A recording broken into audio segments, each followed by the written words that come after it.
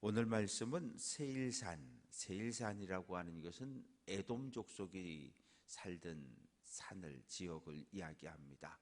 에돔이라고 하는 땅은 오늘날 요단강 동편의 요르단이라고 하는 나라예요.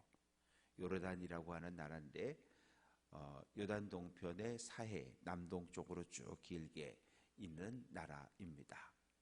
에돔은 정확하게 에서의 후손을 이야기합니다. 많은 사람들이 이 에서와 야곱의 관계를 오해해요. 이 야곱이 형 에서를 속여 먹은 것 맞아요. 이 귀한 죽 주고 값어치 있는 죽을 주고 그 형의 배고픔을 이용해서 장자권을 빼앗았어요. 그러면 이 장자와 차자 쌍둥이인데 이 죽을 주고 장자권을 이제 내가 장자권을 가졌어? 내가 너한테 줬어? 그런다 그래서 이 장자의 권리가 하나님이 정한 이 장자의 권리가 야곱에게 넘어갈 수 있느냐? 그런 건 아니에요. 왜? 하나님이 정한 것이니까. 또 야곱이 형을 속이고 아버지를 속여서 장자가 받는 축복을 가졌어요. 그건 사실이죠. 그런데 우리가 한번 생각을 해보세요. 제가 이렇게 앞을 보지 못해요. 그래서 기도를 하는데 제가 손을 얹고 기도를 하는데 최창호 전도사 신동계 목사님이 제 앞에 있는데 제가 머리에 손을 얹고 기도하는데 최창호 전도사 이름을 부르면서 제가 기도를 했다고 해봐요. 그러면 기도를 받는 사람은 신동재 목사인데 제가 최창호 전도사 이름으로 축복하며 기도했으면 이 기도가 누구에게 가는 거예요? 신동재 목사님에게 갑니까? 저는 최창호 전도사인 줄 알고 최창호 전도사 이름으로 기도하는데, 그러니까 우리가 하나님의 뜻을 묻지 않아서 그래요. 왜냐하면 이미 리브가의 태중에 쌍둥이가 잉태되어졌을 때 하나님께서 이미 말씀해 주셨어요. 큰 자도 한 민족을 이루고 작은 자도 한 민족을 이룰 것인데 큰 자가 작은 자를 섬긴다. 이 말 속에는 둘 다 한 민족을 이룰 것이지만 큰 자보다 작은 자가 더 하나님의 복을 많이 받는다. 이런 의미이거든요. 이미 하나님께서 태중에서부터 작은 자에게 더 많은 은혜와 복을 주실 것을 이미 선언을 하신 거예요. 누구에게? 리브가에게, 이삭에게. 그런데 그걸 잊어버렸어요. 이삭도 잊어버리고 리브가도 잊어버리고.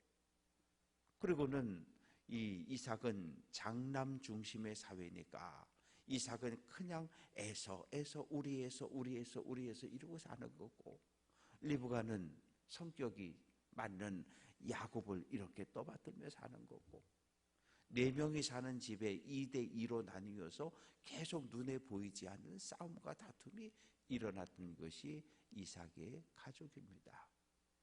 그래서 결국은 형 에서가 화가 났고, 아버지 세상 뜰 날 얼마 안 남았으니까 너 두고 보자고 칼을 갈고,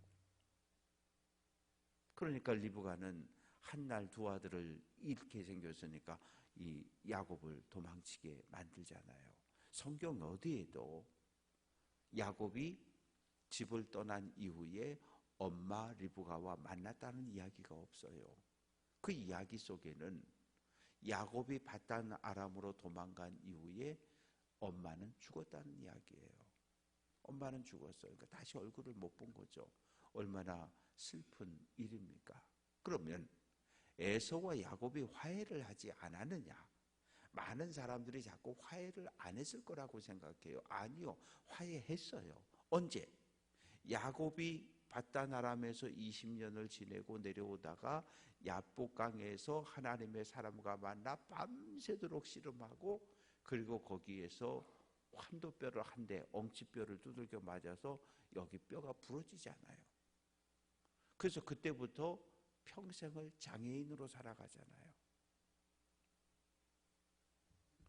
에서는 야곱을 죽이려고 칼 들고 쫓아왔는데 해는 떴고 저 멀리서 야곱이 걸어오는데 다리를 절어서 쩔뚝쩔뚝거리면서 걸어오고 있어요. 그 모습을 본 에서 달려가서 야곱을 끌어안고 함께 울잖아요. 화해가 된 거예요. 야곱은 형님 얼굴 보니까 마치 하나님의 얼굴을 배운 것 같다고, 브니엘, 하나님의 얼굴을 배운 것 같다고 그렇게 표현하며 용서를 구하고, 또 창세기 35장에 가보면 아버지 이삭이 죽었어요. 어떡합니까? 에서와 야곱이 함께 잡내를 모시잖아요. 그래서 역사 속에서 에서와 야곱이 다툰 것도 사실이지만 에서와 야곱은 화해를 했어요. 그런데 어떤 일들이 벌어집니까?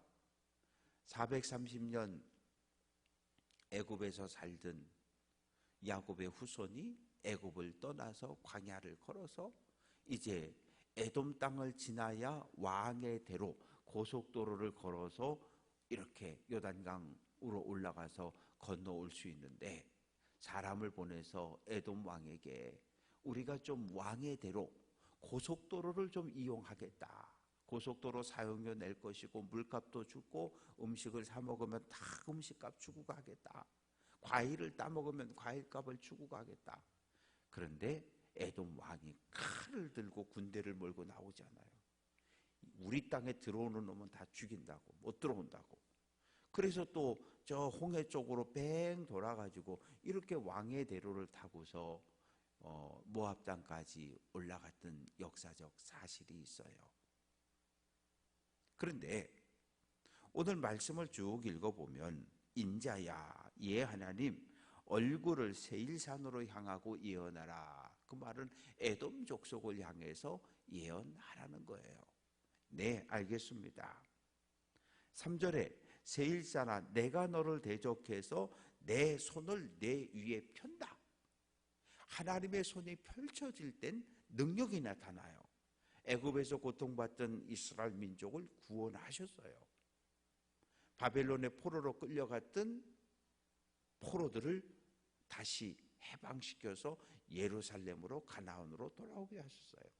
그런데 하나님의 손이 펼쳐졌다고 하는 또 하나의 의미는 심판이에요. 누구를 향한? 내가 에돔을 대적한다. 그래서 내가 내 손을 펼쳤다. 이 말은 몽둥이로 때렸다는 얘기예요. 하나님이 심판한다는 이야기예요. 하나님의 손이 움츠러들어 있을 때, 하나님의 팔이 움츠러들어 있을 때는 하나님이 아무것도 안 하시는 때예요. 그래서 우리가 하나님께 부르짖는 거예요. 하나님, 우리를 향하여 구원의 손을 펼쳐달라고 울부짖는 거예요. 그러나 하나님의 손이 펼쳐지면 구원할 수도 있고 심판할 수도 있고. 그런데 오늘 세일산 에돔을 향해서는 하나님이 심판을 선언합니다. 그래서 4절 말씀 보면 성읍을 무너뜨려서 황폐하게 만들 것이고, 5절 말씀 보면 내가 옛날부터 하늘 품고 이스라엘 족속의 환난 때 그 죄악의 마지막 날에 때에 칼의 위력에 그들을 넘겼다. 출애굽했을 때 왕의 대로를 지나는 것을 거부했고, 두 번째, 바벨론 군대가 왕의 대로를 통해서 세 번째 주전 586년에 예루살렘을 내려옵니다. 1차, 2차 공격 때는 지중해 해변길을 따라 내려왔어요. 그래서 요바에서 예루살렘으로 치고 올라갔어요. 그런데 3차 공격 때는 다메섹에부터 쭉 왕의 대로를 통해서 모압까지 내려왔는데 어디로 가야 하지? 그때 에돔 사람들이 요 짝으로 가면 됩니다 하고 가르쳐줬단 말이에요. 길잡이 노릇을 했어요. 예루살렘을 포위하고 3년을 공격했는데 무너뜨리지 못했는데, 에돔 사람들이 이렇게 보니까 이스라엘 민족 사람들이 하나씩 둘씩 나오는데 보니까 거기 말로, 요즘 말로 하면 개구멍이 있었던 거죠. 이 성벽 무너진 틈으로 도망 나오는 걸 보고서 그거를 바벨론 군대에게 알려줘 가지고 들어가 가지고 예루살렘 성이 멸망을 당했거든요. 그래서 에돔이 이스라엘을 누구에게 바벨론 군대의 손에 넘겨준 것을 하나님께서 심판하겠다고 말합니다. 그래서 6절 말씀 보면 내가 너에게 피를 만나게 한즉 피가 너를 따를 것이다. 동족이었던 형제였던 이스라엘을 망하게 한 에돔, 너희도 결국은 망할 거라는 거예요. 정말 역사 속에서 에돔은 바벨론 군대를 도와주었지만 결국 나중에는 바벨론 군대에게 두들겨 맞아서 멸망을 당하고 말아요. 그래서 에스겔의 예언 그대로 되었고 7절 세일산 에돔이 황무지와 폐허가 되게 하여 그 위에 왕래하는 자. 완전히 성도 무너지고 온통 폐허로 변했으니까. 그리고 세일산이라고 하는 건 이 산꼭대기에 지어진 나라, 건축된 나라이니까 완전히 두들겨 맞아서 폐허가 되고 사람이 살 수 없으니까 거기 어느 누구도 왔다 갔다 하지를 않습니다. 그리고 많은 사람들이 죽어서 8절 말씀 보면 산에도 골짜기에도 시내에도 피가 흘러갔습니다. 그래서 9절 말씀 보면 너를 영원히 황폐하게 하여. 그래서 에돔족은 그 이후에 에돔이라고 하는 나라를 다시는 나라를 세우지 못했어요. 지금은 이제 요르단이라고 하는 나라가 그 지역에 세워져 있습니다. 10절부터 왜 에돔을 하나님이 심판했는지 그 이유에 대해서 이야기하는데 에돔이 말하기를 이 두 민족과 두 땅은 다 내 것이라. 북이스라엘도 내 것이고 남유다도 내 것이고 사마리아 땅도 내 거고 예루살렘 땅도 내 거고 다 내 거라는 거예요. 그런데 10절 끝부분에 그러나 여호와께서 거기에 계셨느니라. 하나님이 예루살렘에 하나님이 가나안 땅의 주인으로 계시는데 에돔은 그 땅을 내 거라고 탐욕을 부리고 욕심을 부렸던 거예요. 그래서 11절 말씀 보면 에돔아 내가 이스라엘을 미워하고 노하고 질투한 대로 내가 너에게 똑같이 행하겠다는 거예요. 하나님께서 에돔을 심판하는데 그래서 12절 말씀을 보면 내가 이스라엘 산들을 가리켜 말하기를 예루살렘을 이야기하고요. 저 산들이 황폐하였으니 우리에게 넘겨주어서 삼키게 되었다. 에돔이라고 하는 이 나라가 바벨론 군대가 예루살렘을 공격할 때 협조했기 때문에 이 예루살렘에 대한 통치권을 일시적으로 가져갔어요. 왜? 바벨론 왕 입장에서 보면 에돔 왕이 얼마나 귀여워요. 이 어디로 가야 할까 모를 때 요 짝으로 가시면 됩니다. 그러고 요거 어떻게 점령하지 할 때에 저기 개구멍이 있습니다 해서 알려줘 가지고 예루살렘을 정복했으니까 많은 특혜와 혜택을 주었습니다. 그런데 12절 말씀 보면 끝부분에 욕하는 모든 말을 나 여호와가 들었다. 13절 내가 너를 대적하여 입으로 자랑하며 나를 대적하여 여러 가지로 말한 것을 내가 들었다. 뭐라 그랬냐면 바벨론 마르둑 신이 이스라엘의 하나님을 이겼다. 잘 무너졌다. 잘 정복됐다. 저놈들 다 죽어라 다 죽어라 막 박수치고 환호하고 조롱하고 하나님을 모욕했거든요. 그런데 그거를 누가? 하나님이 하늘에서 다 들었다는 거예요. 그러니까 하나님은 그런 분이셔요. 우리의 찬양과 우리의 예배, 우리의 기도를 들으시는 하나님이지만 출애굽 1세대가 장막에서 모세를 원망하고 하나님을 원망하는 그 모든 말을 다 들으신 하나님. 오늘 에돔 족속이 하나님의 영광을 가리우고 예루살렘의 멸망을 기뻐하며 박수치며 조롱하는 이 모든 소리를 하나님께서 다 들으셨다는 거예요. 다 듣고 나서 하나님께서 심판의 손을 펼쳐서 에돔을 멸망시켰습니다. 시킨다라고 말씀을 하십니다. 그래서 15절 이스라엘 족속의 기업이 황폐함으로 내가 즐거워한 것 같이 예루살렘 성이 무너지는 것을 바라보며 내가 기뻐한 것처럼 세일산 에돔 온 땅을 내가 황폐하게 만들어 버릴 것이다. 믿음의 길을 걸어가면서 우리가 늘 기억해야 할 것이 있어요. 말을 조심하는 겁니다. 왜냐하면 내가 하는 말은 상대방만 듣는 것이 아니라 내 입에서 나온 말을 누가 하늘에 계신 하나님이 내 안에 자정에 계시는 성령께서 들으신다는 거예요. 그래서 말은 정말 조심해야 돼요.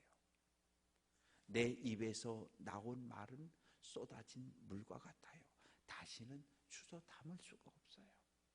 그래서 예수를 믿고 성령을 모시고 살아가는 우리는 예수님처럼 사람을 살리는 말, 위로하고 용기를 주고 격려하는 이런 말을 해야지 정죄하고 비난하고 험담하고 하지 말아야 돼요. 어느 누구에게도 유익이 없기 때문입니다. 더 무서운 것은 하늘의 하나님께서 들으신다는 거예요. 듣고 심판하신다는 거예요. 오늘 한 날도 살아계신 하나님 그 손을 꼭 잡고 믿음의 길을 잘 달려가며 하나님께 영광 돌리는 우리 귀한 성도들 될 수 있기를 주님의 이름으로 축원합니다.